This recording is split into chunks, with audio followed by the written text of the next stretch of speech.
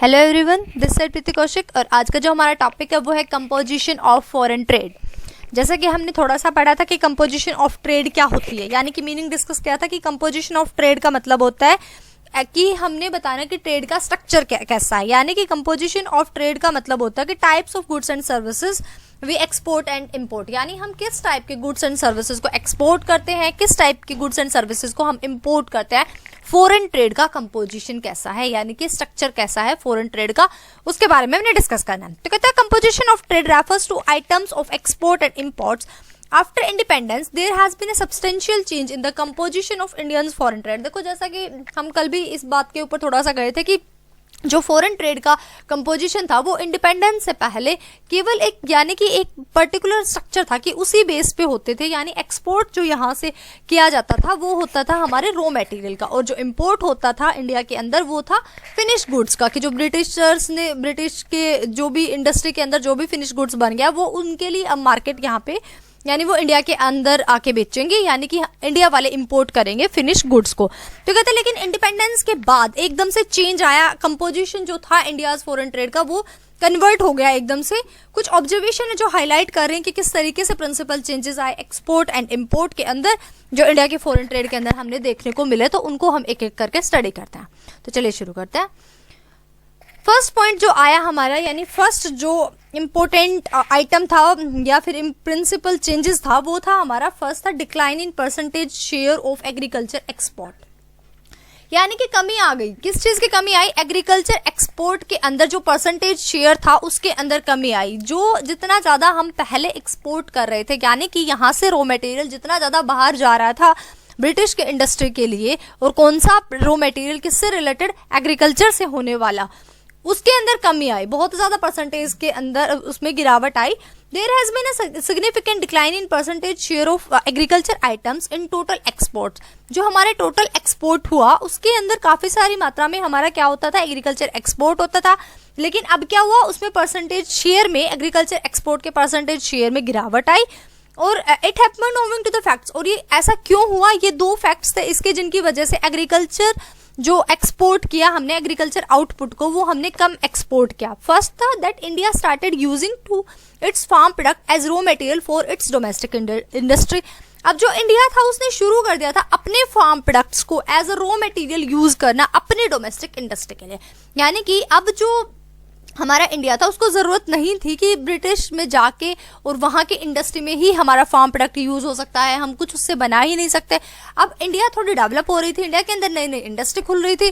तो इंडिया के जो यानी पहला जो रीजन था कि एग्रीकल्चर एक्सपोर्ट कम क्यों हुई, उसकी परसेंटेज कम क्यों हुई, वो रीजन यही था कि जो फार्म प्रोडक्ट्स थे उनको एज अ रॉ मटेरियल हमारी डोमेस्टिक इंडस्ट्री ने यूज करना शुरू कर दिया। सेकंड जो पॉइंट था वो है that a substantial rise in India's population has raise the domestic consumption of farm products. और अब इंडिया की पॉपुलेशन बढ़ गई, इंडिया की पॉपुलेशन बढ़ी तो अब ज्यादा कंज्यूम करने लगे, यानी ज्यादा कंजम्पशन चाहिए, फार्म प्रोडक्ट्स की ज्यादा कंजम्पशन की हमारे। तो इसकी वजह से क्या हुआ, यानी डोमेस्टिक कंजम्पशन ज्यादा हुई तो हमने क्या किया, एक्सपोर्ट कम किया। तो कहता है कि सबसे पहला पॉइंट था कि decline in percentage share of agricultural export. यानी कि पहले जो वो सारा का सारा हमारा रॉ मटेरियल ले जाते थे, जो भी हमारा फार्म प्रोडक्ट से आता था, जो भी एग्रीकल्चर रॉ मटेरियल होता था, ऐसा अब नहीं हुआ, उसके अंदर गिरावट आई।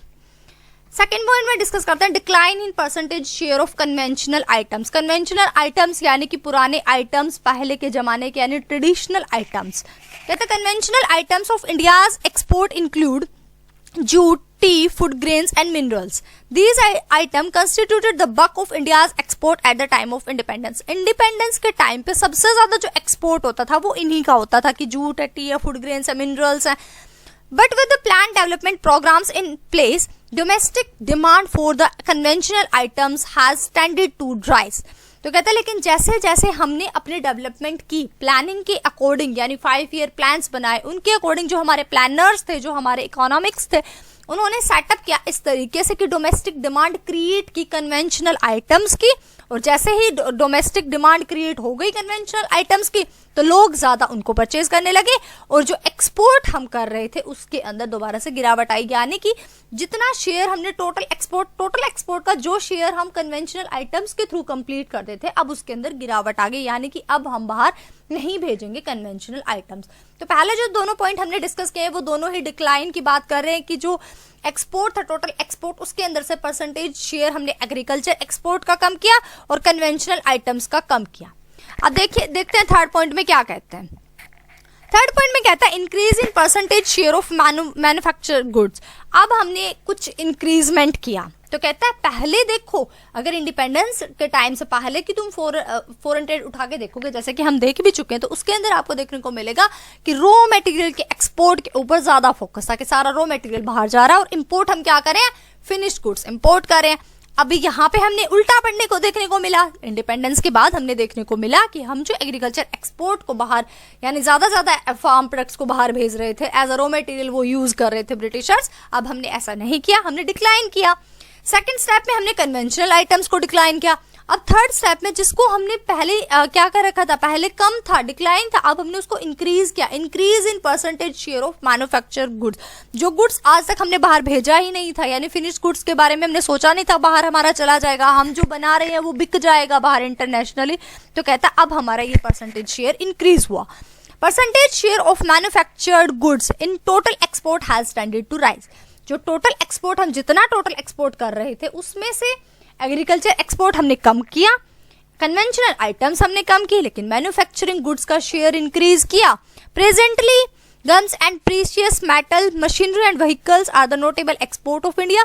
और नोटेबल जो एक्सपोर्ट थे उसके अंदर थे ही इंडिया के यही मशीनरी, मेटल्स, व्हीकल्स। तो कहते हैं this point to the fact that plan development programmes launched after independence have started yielding result. तो कहते हैं ये अलग से दिखा रहा है हमें कि जो प्लान डेवलपमेंट प्रोग्राम लॉन्च किए गए इंडिपेंडेंस के बाद, वो उन्होंने बहुत अच्छा रिजल्ट दिखाया, यील्डिंग रिजल्ट दिखाया, इकोनॉमिक रिजल्ट दिखाया, जिसकी वजह से हमें फायदा हुआ। कहते हैं these changes in the composition of India's foreign trade suggest that India is no longer a static and backward economy।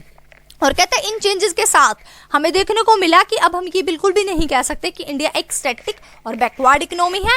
That the Indian economy is no longer merely an agrarian economy. और अब ये भी नहीं कह सकते कि India की economy है जो अब एक एग्रेरियन इकोनॉमी नहीं रही। एग्रेरियन इकोनॉमी का रहने का नाम मतलब क्या है, एग्रेरियन इकोनॉमी का यहाँ पे मतलब है एक ऐसी इकोनॉमी जो कि केवल डिपेंड होती है एग्रीकल्चर सेक्टर के ऊपर या फिर लाइव स्टॉक फार्मिंग के ऊपर, लाइव स्टॉक फार्मिंग और फिर क्रॉप प्रोडक्शन के ऊपर। यानी कि क्या मेन बात है कि एग्रीकल्चर के ऊपर ज्यादा से ज्यादा डिपेंड हो और फिर कुछ हमारे लाइव स्टॉक के ऊपर, जैसे कि हॉर्सेज हैं या फिर हमारे बफेलो है या फिर हमारी गोट है, मतलब इनके ऊपर डिपेंड रहना, ये हमारी एग्रेरियन इकोनॉमी होती है जब हम इसके ऊपर टोटली एग्रीकल्चर सेक्टर के ऊपर डिपेंड हो जाते हैं और लाइव स्टॉक के ऊपर डिपेंड होते हैं। और ये एक ऐसे फॉर्म होते हैं इकोनॉमी की जहाँ पे ज्यादा प्रोडक्शन एग्रीकल्चर लैंड से लिया जाता है, तभी तो एग्रीकल्चर से तो आया है एग्रेरियन इकोनॉमी।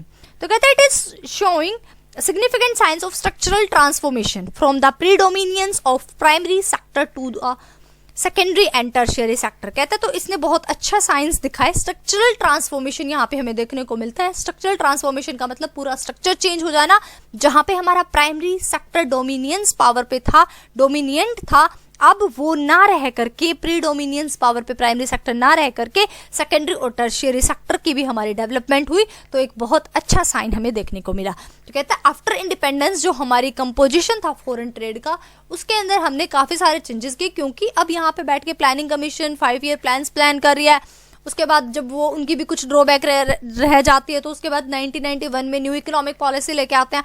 तो कहते हैं इतना सब कुछ करने के बाद हम इतना तो हमारा बनता है, यानी इतनी बात तो हम कह ही सकते हैं कि जो फॉरेन ट्रेड थी इंडिया की आफ्टर इंडिपेंडेंस वो ज्यादा अच्छी थी। ठीक है, तो हमने आज डिस्कस किया कि कंपोजिशन कैसा था फॉरेन ट्रेड का, कैसा स्ट्रक्चर था, यानी कि एक्सपोर्ट और इंपोर्ट जो हम कर रहे थे गुड्स एंड सर्विसेज का, वो किस तरीके से हुआ, यानी कि किस चीज के ऊपर हमने ज्यादा फोकस डाला और किस चीज को हमने अवॉइड किया। हमने देखा इंडिपेंडेंस के बाद वाली हमारी कंपोजिशन ऑफ फॉरेन ट्रेड कैसी हुई, जिसके अंदर हमने 3 बेसिकली पॉइंट स्टडी किए, जिसके अंदर हमने एग्रीकल्चर एक्सपोर्ट को और कन्वेंशनल आइटम्स के शेयर को डिक्रीज दिखाया है। दिखाया क्या, यानी हमने किया ही डिक्रीज था फॉरेन ट्रेड के अंदर, हमने कम कर दिया था, और इंक्रीज किया था हमने मैन्युफैक्चर्ड गुड्स को। तो आई थिंक आप सबको क्लियर हो गया होगा। Hope you like it. Thanks for watching. Like, share, comment and subscribe Preeti Kaushik classes. Bye bye, take care, keep